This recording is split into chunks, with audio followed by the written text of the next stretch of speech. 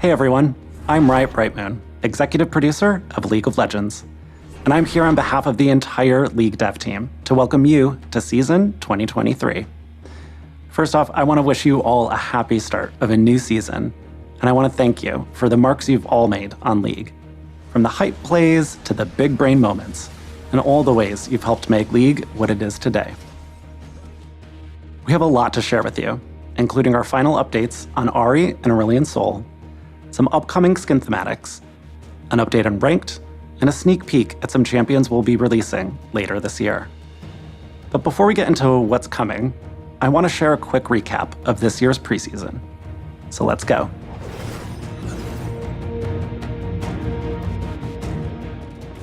The Chemtech Drake has had a major glow up. In her new and improved form, instead of resurrecting friends and foes, she now mutates all the plants on the map with Chemtech empowerments. They still do what you're used to, only now with a twist. And each time you defeat the Chemtech Drake, she'll grant stacking tenacity, plus healing and shielding power. If you claim the soul, you'll deal increased damage and receive damage resistance when at low health. We also added new pings to help you communicate with your team more effectively, including the push, bait, and all in. Better pings mean clearer calls and what you want to accomplish as a team. My personal favorite is using the hold ping right after my whole team dies defending Baron.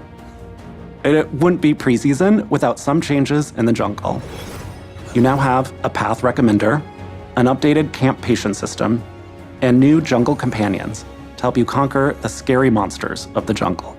Last, but certainly not least, we have changes like a new rune recommender, some new in-game items, as well as a few returning favorites, and a few changes to ARAM, like new Hextech gates that transport you down the map, falling towers and the rubble that they create, and some more balance changes to keep ARAM games feeling fair and fun for both teams.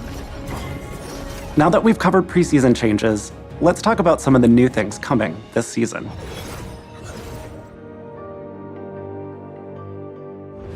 After a year of waiting, we're finally releasing Ahri's ASU.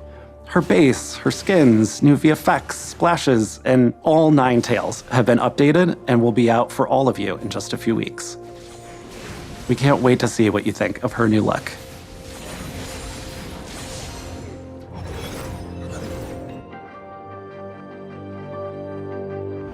There are a few champions who haven't gotten a new skin in a while, including Aurelion Sol, Ivern, Kled, and Callista. And I have some good news. They'll all be receiving a new skin this year. Callista's skin is coming to us from a world of beauty and magic, nature and majesty. The Fairy Queen presides over the courts of the 4 seasons, and the Fae who reside there are empowered by the natural world and the magic within it. Not all within the Fae world is light and beauty. After we leave the Fae realms, we're returning to a fan favorite. It's a little bit more adorable than beautiful. The skin line that brought you Pugma, Corky Corgi, and Yorick in a cat onesie is coming back. So open up some catnip, dust off your chew toys, because more champions are getting fluffy. These are just a few of the new things we have planned for Season 2023. I'll hand it over to Riot Auberaun, who will share our plans for Ranked.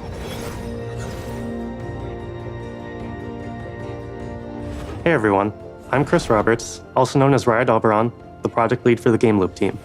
We work on things like champ select, matchmaking, and the various queue types from ranked to normals. That means we're not just focused on ladder grinders, we're also here for players who just want to have a good time with friends. Last year, we shared a blog update with some of our upcoming plans, including anonymized champion select, pick order swapping, and the loadout recommender. Since then, we've also been working on a few other projects, and there's one big thing I want to talk to you about today: the mid-year ranked reset.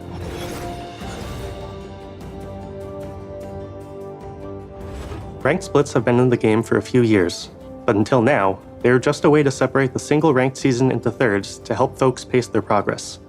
Starting this year, the 2 ranked splits will have a full ranked reset in between, with rewards to match.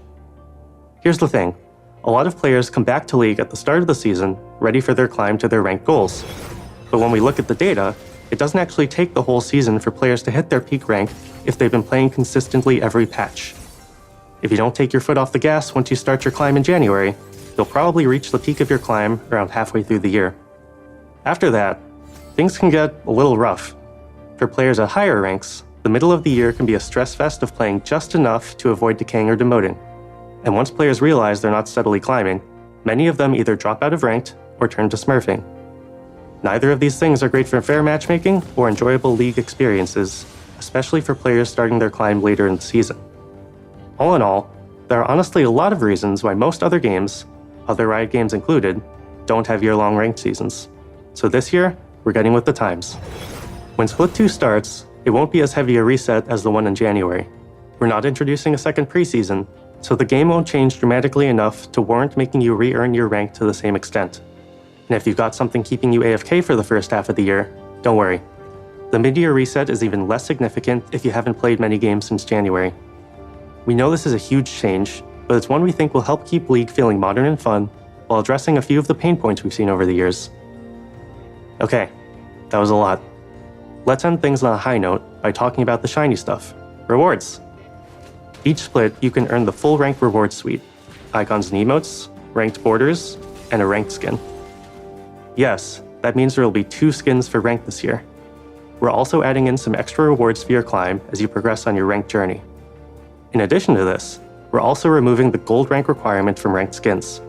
Now, every ranked player will have the chance to earn the skin moving forward, with chromas to match your final rank. The skin will continue to reflect your final ranked achievement, but we want you to also be able to earn it through dedication to climbing. That said, if you're below gold, it won't be as easy as play 10 placements for a free skin. The number of games required to earn the skin is drastically higher below gold, so just because you now can earn it at silver or below, doesn't mean you will. That wraps things up for me. Up next is Riot Lexical, who's going to talk to you about our plans for champions this year.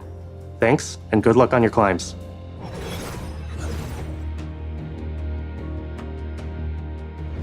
Hi everyone, Lexi, Riot Lexical Gal, the product lead for champions here. I'm going to talk a bit about some of the new champions we have planned for this year. But before that, I want to touch on our plans for the year overall. This season, we're focusing a bit more on smaller updates to the parts of the champion roster that has been left in the dust. We want to continue improving older champions' gameplay fantasies, so we'll be doing more mid-scope updates throughout 2023. And beyond gameplay changes, we'll also be polishing up some of the roster with much-needed VO updates for a few of our older champions like Nidalee and Varus, both of whom cross paths with some of our upcoming champions.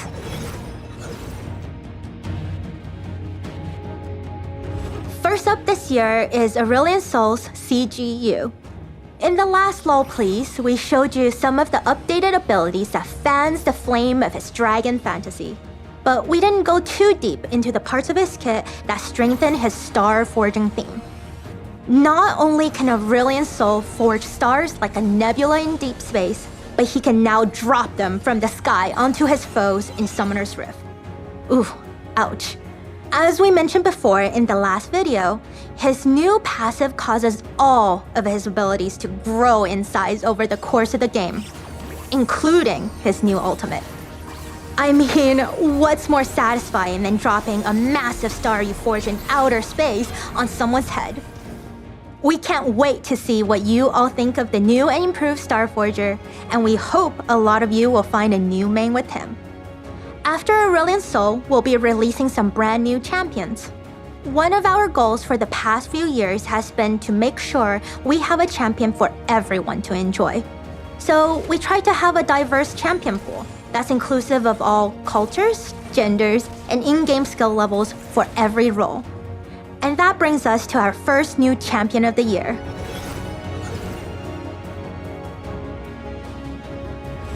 I'm super excited for all of you to meet our male enchanter from Ishtal.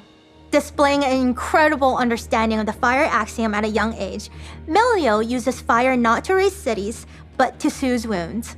Now he travels to Ishalcan, carrying the hopes and dreams of his family on his back, along with his trusty backpack. He's about to face the biggest challenge of his young life, the Vidalion. His journey to Ishalcan will broaden his horizons and introduce him to new people and places, but it'll also bring him closer to Yuntao's darkest secrets. But no matter what challenges come, he'll always bounce back into action and be ready for his next adventure.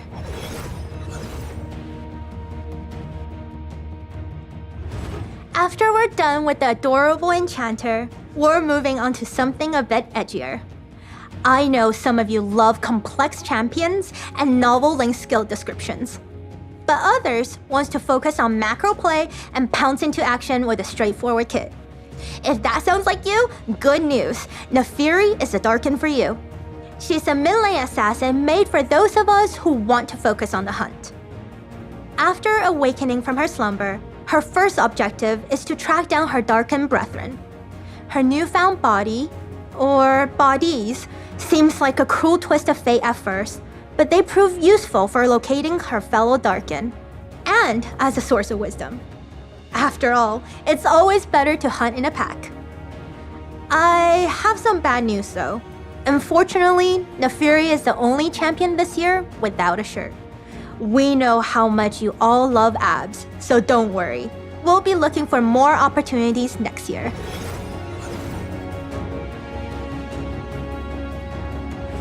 It's been a while since we spoke about everyone's favorite crystal scorpion. The Skarner VGU team has started exploring ways to dial up his scorpion fantasy. At this phase, we're leaving no arthropod hiding stone unturned to find exciting themes, kits, and stories. We'll be releasing a dev blog later this year with more information on his progress.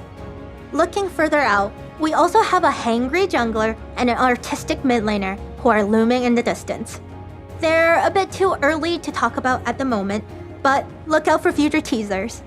That's all from me today. I'll hand it back to Riot Brightmoon for some final thoughts. That pretty much wraps up things for today. But I do have one small update I want to share before we go. For years, you've been asking us for the ability to play League in any language, no matter where you are. I'm happy to share that later this year, you'll be able to select your language in League settings. We hope this makes your experience a little bit more enjoyable, no matter where you're playing from or what language you speak. I also want to remind everyone who has Xbox Game Pass to link it to your Riot account. This way, you can unlock every champion for free and get a 20% experience boost for as long as it's active. We have a lot more in store for this year, and we cannot wait to share more later. Thank you so much for watching. Best of luck on your climb, and I'll see you on the Rift.